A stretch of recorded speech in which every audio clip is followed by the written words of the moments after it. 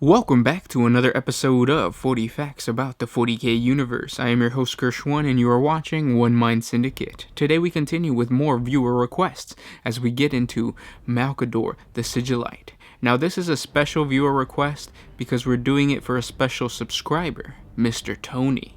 We're doing it for you, Tony, because we love you and because you drew our attention with your comments. So let's, if you guys have any suggestions about any topic ideas that you guys would like us to create a video for, please comment down below. Don't forget to put suggestion followed by whatever topic idea you guys want us to create a video for.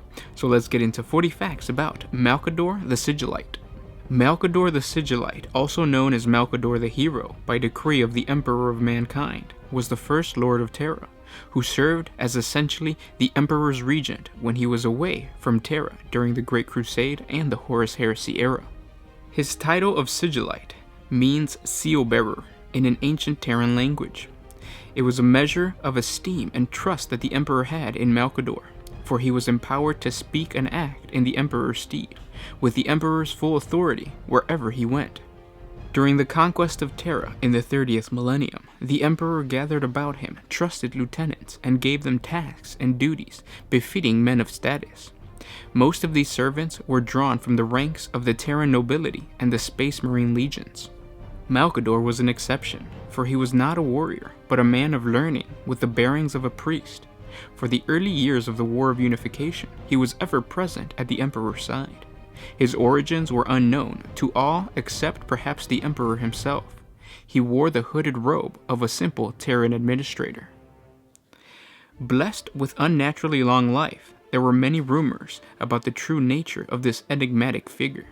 Some say he was a psyker, the first to have undergone the soul-binding ritual. Other rumors say that he was a distant relative to the Emperor.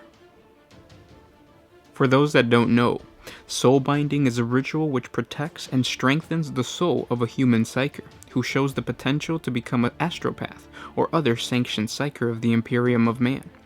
By combining a tiny portion of the Emperor of Mankind's own immeasurable willpower and the psychic strength with his or her own. This agonizing ritual is a brutal but necessary evil, for the demons of the warp have an insatiable lust for using the minds of the mortal psychers as gateways into real space, from which they can wreak their terror and destruction. Whatever the truth, Malcador was always considered to be a man possessed of the greatest wisdom and was held in special regard, for he had earned his place alongside the superhuman Primarchs as an advisor to the Emperor. Malcador was eventually appointed to administer the Emperor's imperial palace, and through it he managed the administration of the newly conquered Terra. As the Great Crusade progressed, Malcador's powers and influence grew as he became overseer of the Imperial Tithes and the chief of the newborn Council of Terra and its related administratum. His opinions held the force of law for many, and his insights aided many of the galaxy's greatest heroes. Malcador had great respect for human history, and he had a wide foundation of knowledge on the subject. His greatest possession were ancient paintings, the Mona Lisa by Leonardo da Vinci, and Sunflowers by Vincent van Gogh. He displayed these ancient treasures in his personal chambers. As the Great Crusade drew to a close in the early 31st millennium, the Imperium had achieved its greatest victory yet during the Olenor Crusade against the massive Orc Empire. After Olenor was restored to imperial rule, the Emperor had a great triumph to recognize his high points of the Great Crusade, and to honor all the warriors of the Imperium, mortal and Astartes alike, for their valor. The glory of this triumphant spectacle, as so many of the Imperium's scattered military forces gathered in one place for the first time in centuries, was to remain in the minds of every Astarte as the high point of the great endeavor they were engaged upon. It would prove to be a bright memory to recall in the dark days of the Horus Heresy, after Astartes had turned against Astartes and the Primarchs against Primarch. During this triumph, the Emperor proclaimed that his most beloved son, Horus, was to be Imperial War Master and the new Supreme Commander of the Great Crusade, while he announced his own intention to return to Terra to pursue a secret project intended to benefit all mankind. After the Emperor's declaration, he returned to Terra and the Imperial Palace. The Emperor had much work to do, the exact nature of which he was unwilling to discuss with Horus, the Primarchs, or any of his other generals. He drew to him certain advisors, chief among them Malcador the Sigillite, and the Fabricator General of Mars, and issued them a new command. The Emperor convened the First Council of Terra. Unlike the War Council, of which Horus was now a leader, the Council of Terra would attend to the matters of state and establish and maintain the imperial law across the myriad worlds of the Imperium. In particular, the Council of Terra was to administer the imperial tithe. Under its auspice would fall the civil government of the Imperium. Malcador, the Emperor's most trusted advisor, was named as the First Lord of the Council and would lead it in the Emperor's absence. The Fabricator General, Chief Custodian of the Legal Custodes, Constantine Valdor, and the leader of the Astropaths and the administrative divisions of the Imperium were appointed to the Council as well. Having established a new governing body of the Imperium, the Emperor then retreated to his private subterranean vaults beneath the palace to initiate his new secret project. But while the Emperor was locked away in the subterranean factories, political division began to foment. In the meantime, Horus had set about his new duties with relish, but secretly the War Master was dismayed that the Emperor would no longer be fighting at the side of the Astartes. The Primarchs were appalled at the news of the formation of the Council of Terra. The Emperor's Stratus followers felt that they had been let down by their father. They were insulted that they had not been consulted on the formation of this new ruling body, and that they had not been offered seats on this new council. Some of the more egotistical Primarchs were outraged. They felt that the Emperor had turned their backs on them and given power to the petty mortal administrators and the psychopathic adepts of Mars. Horus felt slighted when the Emperor retreated to Terra to work in his laboratories and dungeons rather than continuing what he felt was the more important work of the Great Crusade. As worthy as the honor of being named Imperial Master was, it was nothing compared to the sense of loss Horus felt as his father abandoned him. He had done his best since then to carry on the fight and lead the glorious crusade, but many Astartes had died, and not once had the Emperor cared enough to honor them with his presence.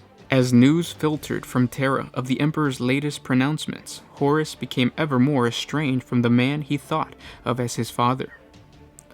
More and more, he thought only of his mission to complete the conquest of the galaxy and bring even more glory to his Space Marine legions. As time went on, the Emperor's absence proved to be devastating for Horus, and he betrayed the Emperor by going to the ruinous powers. Thus began the Horus Heresy. To learn more about the Horus Heresy, please check out our 40 facts on the Horus Heresy. It's a whole playlist linked above. During this time, the Emperor still continued to busy himself with his secret projects in the vast dungeons beneath the Imperial Palace. The Emperor was seemingly oblivious to the events which would pay out in the earliest days of the heresy on Isfahan, Calth, Cygnus Prime, and Prospero. He had appointed Malcador as regent of the Imperium to rule in his stead, while he continued to work on the secret projects in the depths of his palace. No one could guess at what was happening within the vaults. Of all the people who worked in the dungeons, only Malcador was allowed free and regular access, and none dared question the First Lord of Terra about the secrets working within. Malcador did not relish his job as the Imperial Regent in the final days of the Great Crusade, and every day seemed to bring forth new difficulties. The Space Marine Primarchs openly resented his authority, constantly questioning his right to command them, and refusing to maintain contact with him. The Mechanicus of Mars was restless, sending daily demands to be admitted to the Emperor's presence. Even the lowly clerks and administrators of Terra appeared to need to have orders repeated to them multiple times before carrying them out. Despite all of these distractions, it had become clear to Malcador that a genuine crisis was building.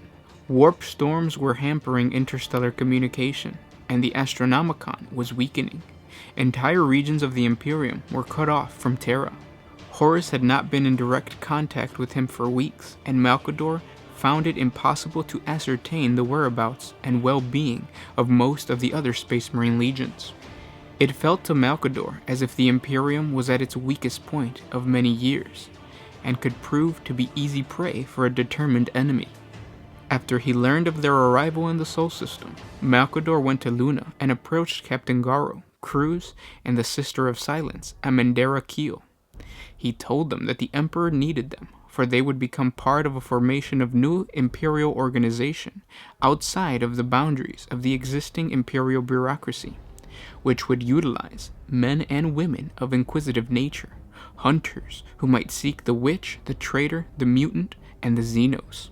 The Emperor had foreseen that the end of the Horus Heresy would cost him greatly, so much so that he would no longer be able to take on active hand in mankind's survival.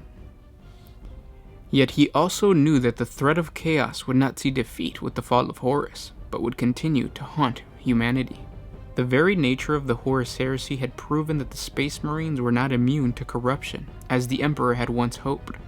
So the Emperor set his hand to his plan that would win a wider victory from the ashes of the most personal defeat. As the closest of the Emperor's servants, Malcador was ordered to scour the galaxy for those who were worthy to help save the future of humanity. This was a monumental task, made all the more difficult by the anarchy created by Horus's growing insurrection. That is how the Sigillite came to be on Luna, and the fate of the battle captain became intertwined with the future survival of all mankind. Under the Sigillite's own seal, the future symbol of the Inquisition, Garo was tasked with finding 7 other loyalist Astartes from amongst both the loyalist and traitor legions, who were utterly devoted to the Emperor and his Imperium in both body and soul. These Space Marines would eventually form the core of what would later be evolved into the Grey Knights chapter of the Astartes, the chamber militant of the Inquisition's Ordo Malleus, and the Inquisition would be born in the fires of betrayal. The Sigillite then met with Primarch Rogal Dorn in the Imperial Palace on Terra. They discussed the events that were happening across the galaxy. The War Master, for reasons Dorn was quite at loss of fathom, had turned upon his father and was committing his force to all-out war against the Emperor. That war would come to Terra, and mankind's home world needed to be ready for the assault of the traitors. The Imperial Palace needed to be fortified. The Emperor had asked Dorn, as a personal boon, to return to Terra with his Imperial Fist Legion and oversee the preparation personally, but Dorn did not feel up to the task and feared failing his father and humanity. Using his vast wisdom, Malcador counseled the troubled Primarch, helping him realize his true fears and how to overcome them, so that he would be ready when Terra and the Imperium needed him most. As the heresy worsened, Malcador found himself afflicted by despair and felt out of his depth. His life had been utterly devoted to the Emperor's cause since their fateful meeting, long years previously at the Sigillite fortress, but he had never been a warrior or a general. His skills laid in administration and lawmaking, and although he shared a mysterious psychic bond with his master that no one else could understand or rival, even he was now denied daily access to the master of mankind. That any Space Marine Legion could betray their oath of loyalty to the Emperor was inconceivable to him. He could not understand how 4 Primarchs could do such a thing, and the question threatened to unhinge his mind with madness. But the Emperor assured the Sigillite that as long as he drew breath, the evil that assailed them would not conquer mankind. The Emperor would make Horus and his misguided followers rue the day that they had dared to turn traitor and embrace the warp. Malcador wore simple robes that were normally worn by adepts of the Administratum. To many outsiders, the Sigillite looked like a normal adept from his august body. He was known for having the appearance of a slender, elderly man, even though he was one of the most powerful psychers in the galaxy. What set him apart from normal adepts of the Administratum was his psychic presence, and his trademark staff that was caped with a golden imperial eagle, wreathed in flame, as his badge of office. And those were 40 facts about Malcador the Sigillite. Now, I know we did not finish his story. There's going to be a part 2 that explains what went down when he actually met up with the Emperor and at the assault on Terra, or like the battle of for the Imperial Palace. I forget what it's called. But that's going to be in part 2, so don't forget to subscribe to the channel to get that. Don't forget to like, comment, and subscribe by you guys liking this video and commenting down below. It really helps. Comment down below. Now that you know kind of the background of Malcador and how he was very instrumental in building up the Inquisition, you think he was a good guy? I'm just throwing that out there. Comment down below, let me know. And again, Tony, sorry we had to break this into 2 parts, but now you get to spread the joy on 2 different days. Again, if you guys have any suggestions for topic ideas, comment down below. Put suggestion followed by whatever topic you want us to create a video for.